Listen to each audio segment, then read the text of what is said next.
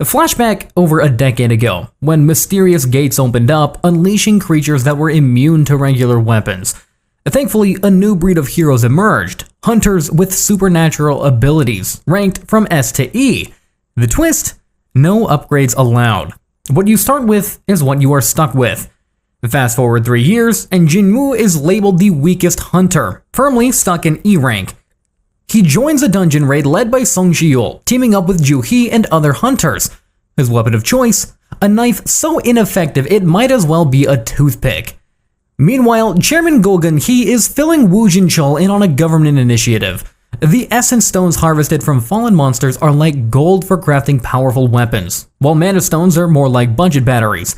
Useful, but not exactly thrilling. Jin-woo finally manages to snap an essence stone, but before he can even celebrate, a monster stabs him and shatters his knife. Luckily, Byung-shik swoops in to save him, and Jo-hee patches him up.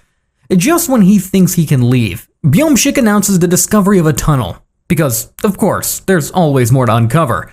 Meanwhile, Jeoning is busy sending his men out to recruit anyone who might stand a chance against Cha Hae-in, an S-rank powerhouse. Back in the dungeon, the raid team stumbles into the boss chamber, which is filled with enormous eerie statues. An inscription tells them to praise God. Suddenly, the largest statue's eyes shift, the door slams shut, and one overconfident hunter, thinking he's clever, tries to pry them open. Instead, he gets obliterated by a statue. After the initial chaos made by the panicking hunters finally settles, Jin-woo rushes to bandage Ji-yeol's missing arm, because, honestly, things couldn't possibly get any worse. Ji-yeol then boldly declares the dungeon to be A or S rank and lays out the rules. Revere, praise, and prove your faith to the god statue. Just then, another hunter is turned to ash by the god statue. Jin-woo, wanting to test the first rule, musters up the courage to bow before the god statue.